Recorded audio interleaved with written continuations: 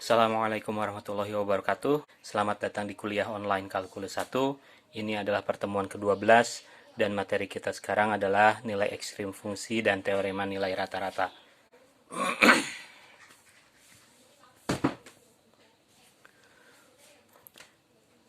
Coba kita perhatikan sebuah fungsi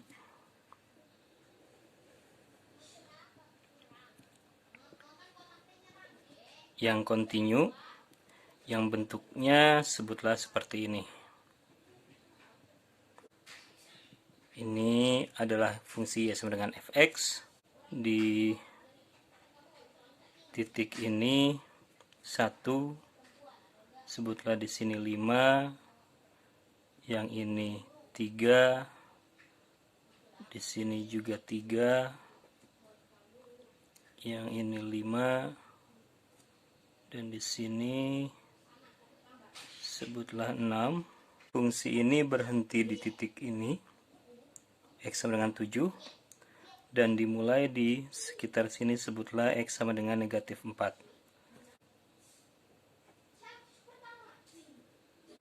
Pertanyaan untuk fungsi seperti ini, berapakah nilai maksimumnya dan nilai minimumnya pada interval negatif 4 sampai 7?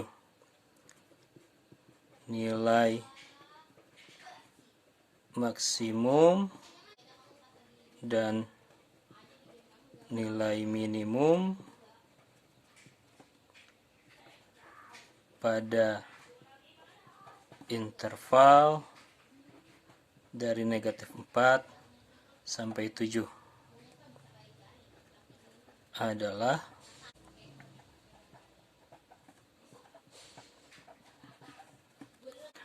kita perhatikan bahwa titik tertinggi untuk fungsi ini diraih saat x sama dengan 5 dengan nilai 6. Karenanya nilai maksimumnya adalah 6.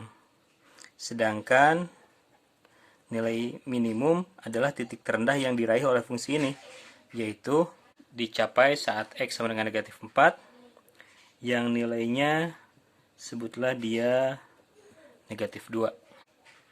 Berarti nilai maksimum dan nilai minimum untuk fungsi ini secara berurutan adalah 6 dan negatif 2. Nah, titik tertinggi dalam interval tertentu itu ada istilahnya, namanya nilai maksimum global. Titik terendah pada sebuah interval ini disebutnya nilai minimum global. Selain maksimum dan minimum global, kita perhatikan bahwa ada titik-titik seperti ini. Di x sama dengan 5, di x sama dengan 1, dan di x sama dengan 3. Ini puncak dan lembah. Puncak dan lembah ini disebutnya bukan maksimum global dan minimum global, tetapi maksimum lokal dan minimum lokal. Ini disebut minimum lokal, dan yang ini disebut maksimum lokal. Titik ini juga ternyata lebih rendah dari semua titik di sekitarnya. Karenanya ini juga disebut titik minimum lokal. Nah, secara definisi, titik maksimum global itu adalah titik tertinggi di sebuah interval, paling tinggi dari semuanya. Sedangkan titik minimum global itu adalah titik terendah di sebuah interval, paling rendah. Titik seperti ini, yang maksimum hanya untuk titik-titik di sekitarnya saja, disebutnya maksimum lokal. Dan titik yang minimum untuk daerah sekitar saja, ini disebutnya minimum lokal. Titik minimum global itu selalu terjadi pada satu di antara 3 kondisi berikut. Titik minimum atau maksimum global disebut juga titik ekstrim global, dicapai di salah satu dari 3 jenis titik berikut. Apakah itu di titik ujung,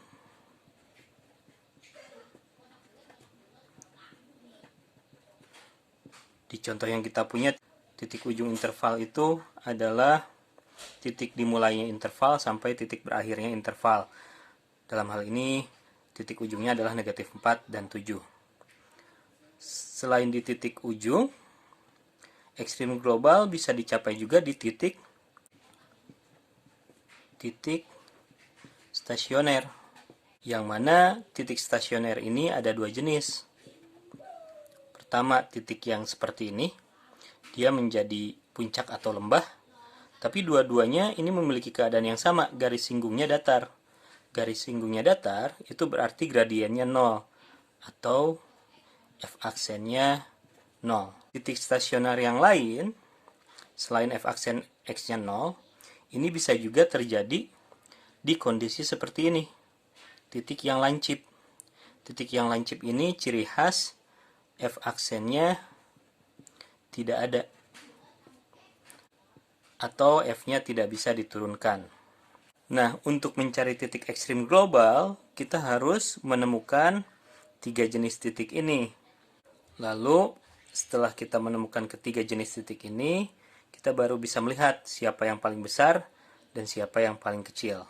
Dari situ kita bisa menyimpulkan siapa yang menjadi titik maksimum global dan titik minimum global.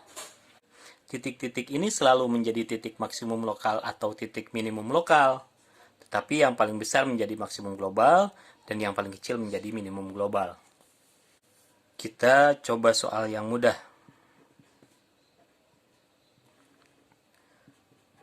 Tentukan nilai maksimum dan minimum global untuk fx sama dengan x kuadrat pada interval dari negatif 1 sampai 2. Dari sini kita sudah punya dua titik ujung. Titik ujung saat x-nya sama dengan negatif 1, y-nya sama dengan negatif 1 kuadrat, yaitu 1. Titik ujung interval. Selain itu, terjadi saat x-nya sama dengan 2, y-nya adalah 2 kuadrat, yaitu 4. Dari sini kita punya dua titik, yaitu negatif 1,1 dan 2,4. Negatif 1,1 dan 2,4. Selanjutnya, cari titik stasionernya, yaitu titik stasioner pertama adalah titik yang memenuhi f aksen x sama dengan 0. Fx yang kita miliki adalah x kuadrat. F aksen x-nya berarti 2x.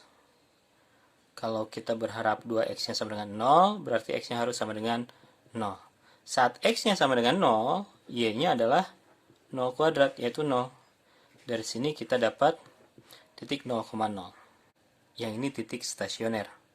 Adakah titik di fungsi fx sama dengan x kuadrat yang tidak memiliki turunan?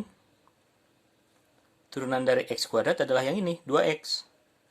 Berapapun nilai x yang kita substitusi, nilai ini selalu ada.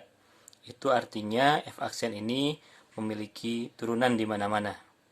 Jadi ini bukan contoh soal yang memuat titik tanpa turunan. Kita sudah punya 3 titik. Ini salah satunya akan menjadi titik maksimum global, dan ada satu lagi yang menjadi titik minimum global.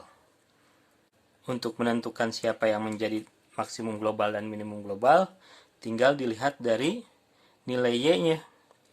Nilai y yang paling besar berada di titik 2,4. Karenanya yang ini menjadi titik maksimum global. Sedangkan nilai y yang paling kecil, kita harus mencari mana yang paling kecil, 1, 4, atau 0. 0 paling kecil, karena y yang menjadi minimum global adalah titik 0,0. Saya tulis kembali bahwa titik ekstrim global itu dicapai di titik ujung interval atau titik stasioner, yang mana titik stasioner itu Ada dua jenis, f aksen x sama dengan 0 dan f aksen x tidak ada. Nah, titik-titik yang 3 ini ada nama lainnya, disebut juga sebagai titik kritis. Ini hanya sebuah istilah untuk menamai jenis titik istimewa yang dia selalu menjadi tempat di mana dicapainya ekstrim global. Kita lihat ke contoh berikutnya. Sekarang kita akan mencoba mengerjakan soal yang sedikit lebih susah. Masih mencari titik maksimum global dan titik minimum global.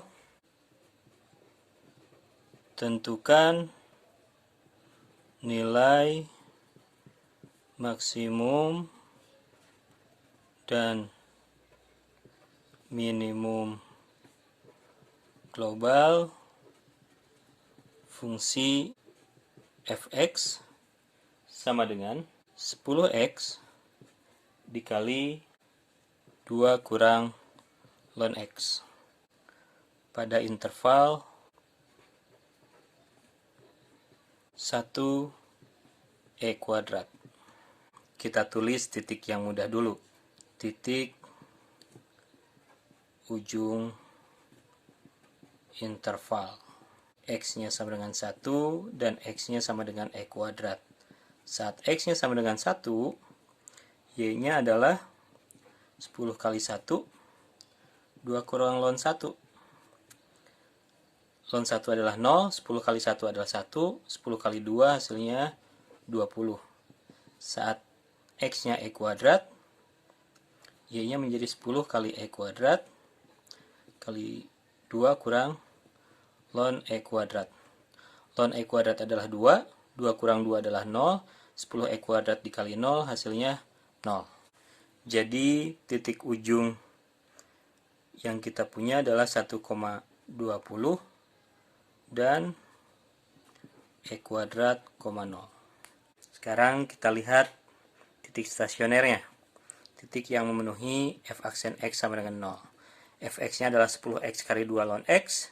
F aksennya ini turunan dari fungsi perkalian. Kita harus menurunkan menggunakan aturan perkalian. U aksen V tambah UV aksen. U aksennya adalah turunan dari 10x, yaitu 10. V-nya tetap yang di sini. 2 kurang ln x. U-nya adalah 10x. Dan V aksennya adalah 2 diturunkan menjadi 0, negatif ln x diturunkan menjadi negatif 1/x.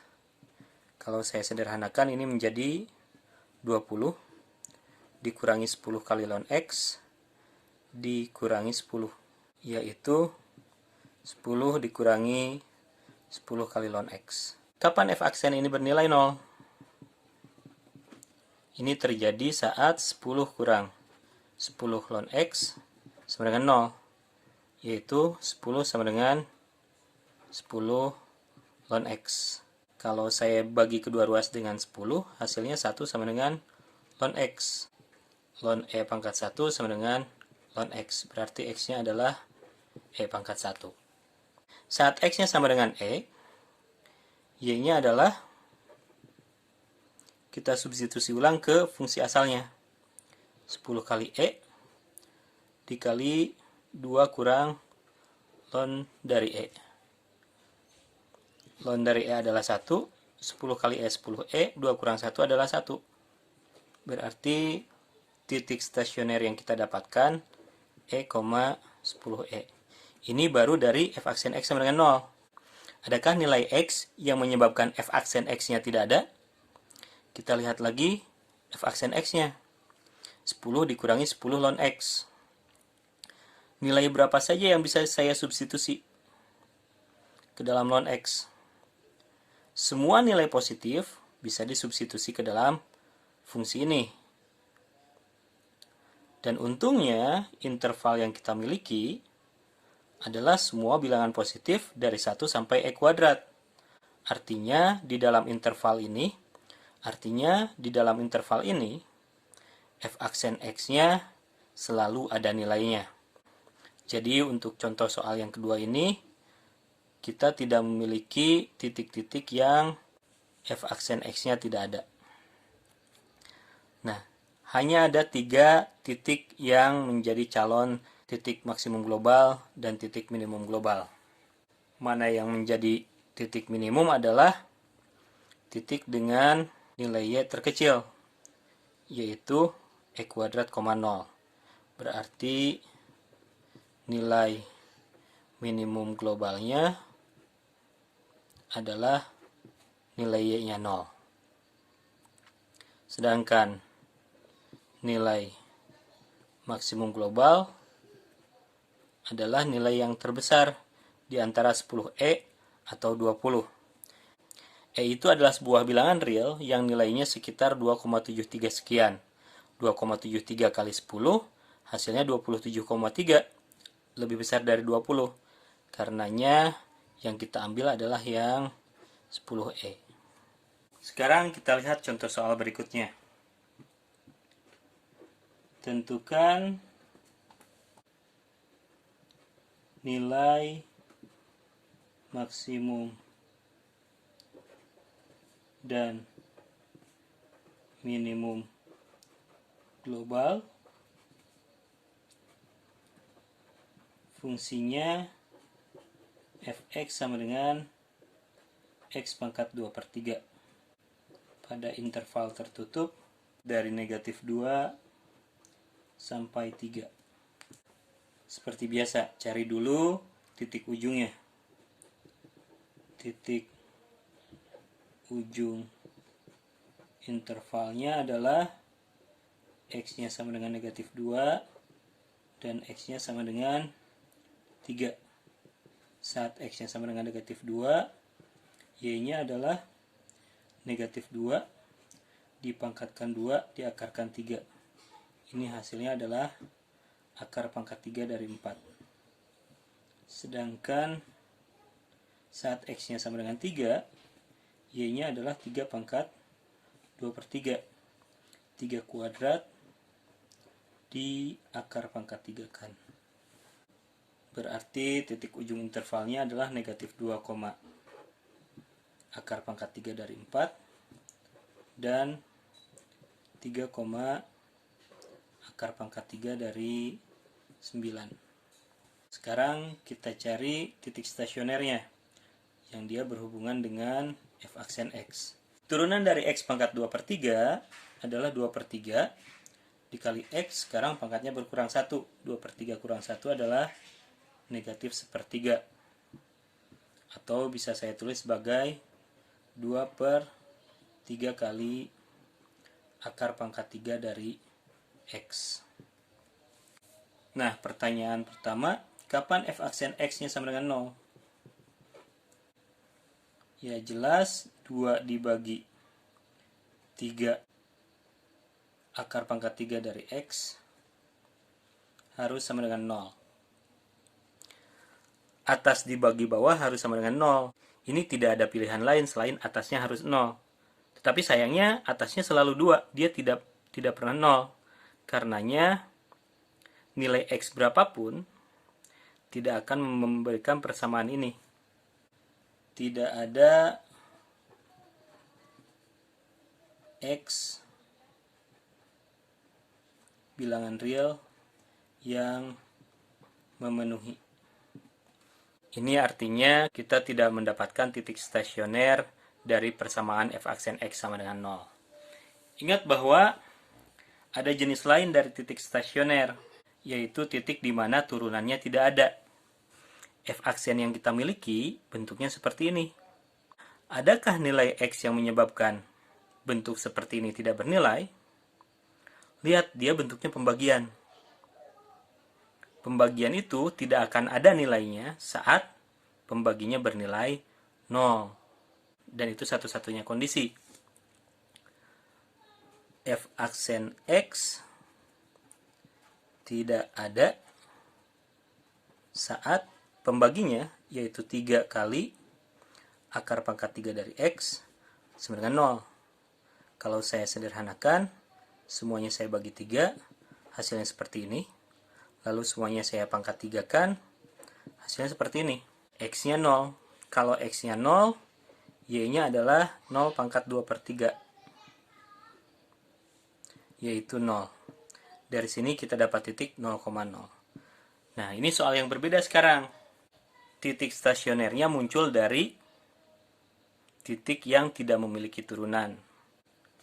Ada 3 titik calon, minimum dan maksimum global.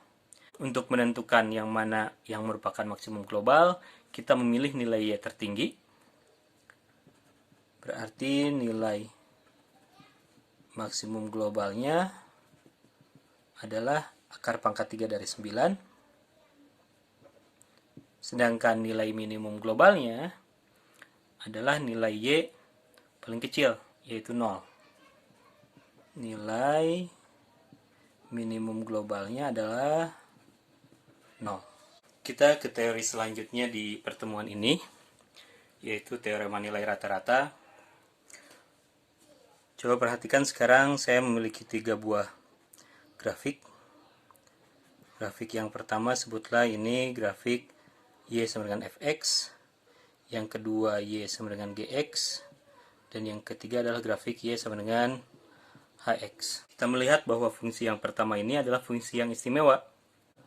Kurvanya tidak terputus dan dia mulus.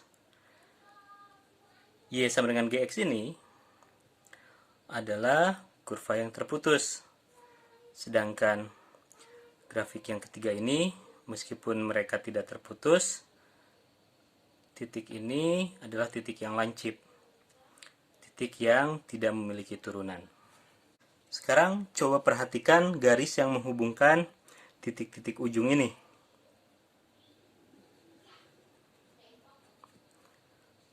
Untuk grafik kedua, garis yang menghubungkan 2 titik ujung adalah yang ini, dan di grafik ketiga garisnya adalah yang ini. Di grafik yang pertama, saya bisa menemukan setidaknya 1 titik di sini yang garis singgungnya sejajar dengan garis berwarna hijau. Pada kenyataannya, untuk grafik ini ternyata ada 2. Satu lagi di sekitar sini. Tetapi di grafik yang kedua, saya tidak bisa menemukan 1 titik di mana garis singgungnya sejajar dengan titik garis berwarna hijau. Di titik-titik ini, garis singgungnya tidak ada yang sejajar dengan garis berwarna hijau. Tidak ada. Bagaimana dengan grafik yang ketiga? Di titik manapun di grafik ini, ternyata garis singgungnya tidak sejajar dengan garis berwarna hijau.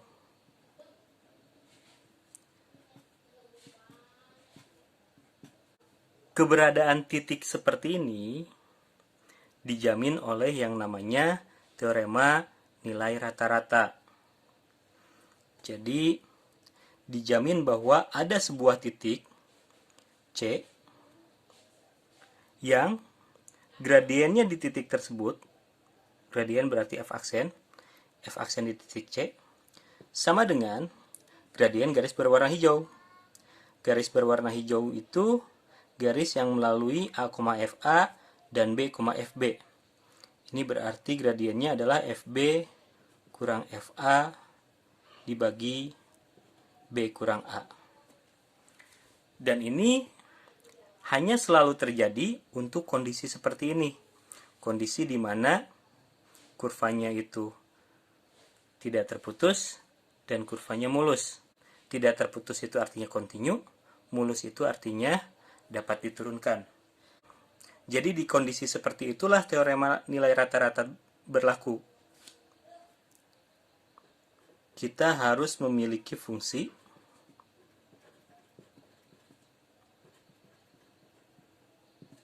yang kontinu dan dapat diturunkan.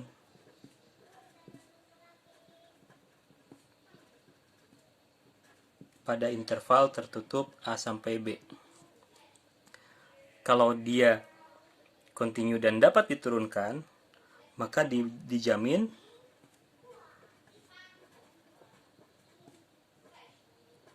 sebuah bilangan C, dalam hal ini titik yang ini, setidaknya ada satu, di dalam interval AB yang memenuhi gradien garis singgung di titik C tersebut sama dengan gradien garis yang melalui kedua titik ujung. Ini yang disebut teorema nilai rata-rata. Syaratnya adalah fungsinya harus kontinu dan dapat diturunkan. Hasilnya adalah jaminan dari keberadaan si titik C ini.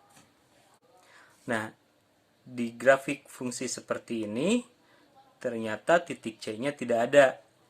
Karena Y sama dengan GX ini bukan merupakan fungsi yang kontinu. Di sini juga ternyata titik yang memiliki sifat C ini tidak ada. Karena fungsi ini bukanlah fungsi yang dapat diturunkan. Ada satu titik di mana dia tidak dapat diturunkan. Contohnya, fungsi Y sama dengan X kuadrat adalah fungsi yang kontinu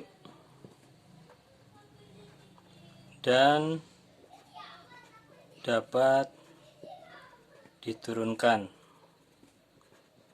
pada interval 0 sampai 2. Karena dia kontinu dan dapat diturunkan, di interval 0 sampai 2 ini sudah pasti terdapat sebuah bilangan C pada interval 0 sampai 2. Nilainya belum tahu berapa, tetapi yang pasti ada sebuah bilangan C yang memenuhi turunan si F di titik C ini sama dengan F2 dikurangi F0 dibagi 2 kurang 0.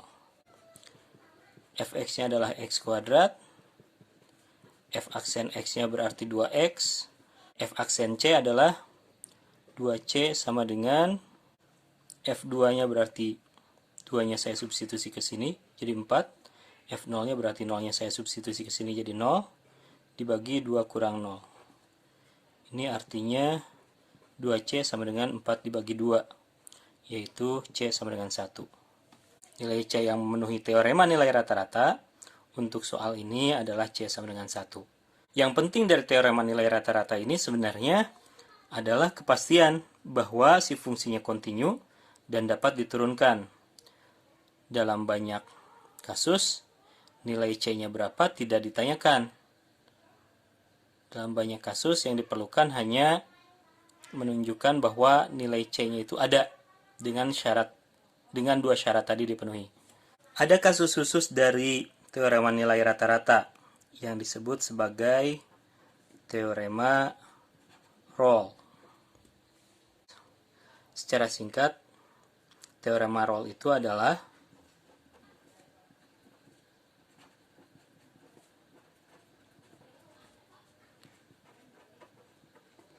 teorema nilai rata-rata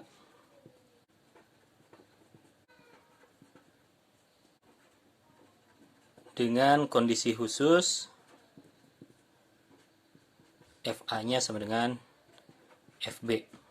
Jadi, kalau saya tulis secara lengkap, bunyi teorema Rolle itu seperti ini.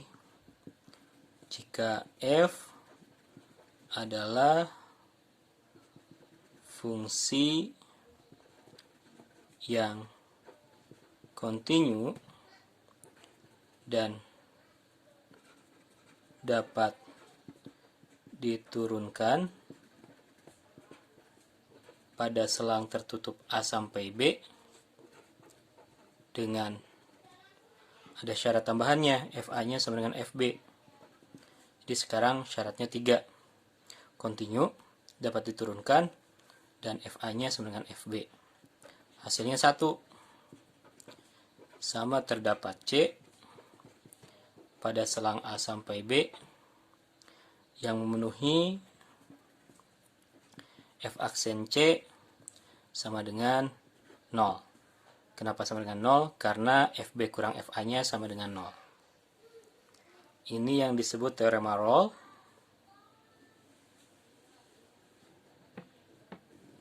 yaitu kondisi khusus dari teorema nilai rata-rata. Contohnya, buktikan bahwa Y sama dengan X pangkat 3 kurang 4X kuadrat tambah 5X memiliki titik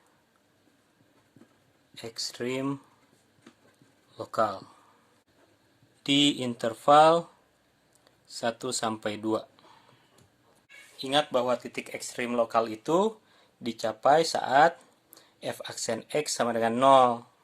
Nah, fungsi ini adalah fungsi yang kontinu. Dia juga dapat diturunkan. Turunannya adalah 3X kuadrat kurangi 8X tambah 5. Kita perlu menuliskan itu. F kontinu dan dapat diturunkan. Dua syarat ini sudah dipenuhi. Jelas di interval 1,2. Syarat ketiganya, FA-nya harus sama dengan FB. Coba kita substitusi 1 ke sini dan 2 ke sini. F1 adalah 1 pangkat 3 dikurangi 4 kali 1 kuadrat ditambah 5 kali 1. Ini hasilnya ternyata 2. Saat kita substitusi 2, hasilnya adalah 8 dikurang 16 tambah 10. Ternyata ini hasilnya juga 2. F1 sama dengan F2. 3 syarat ini sudah dipenuhi. Berarti dari teorema Rolle ini, keberadaan titik C dijamin. Artinya, terdapat titik C pada interval 1 sampai 2 yang memenuhi F aksen C sama dengan 0. Terdapat titik C dengan F aksen C sama dengan 0, itu sama dengan terdapat titik C di interval 1,2 yang merupakan titik ekstrim lokal. Sekian kuliah kita hari ini. Assalamualaikum warahmatullahi wabarakatuh.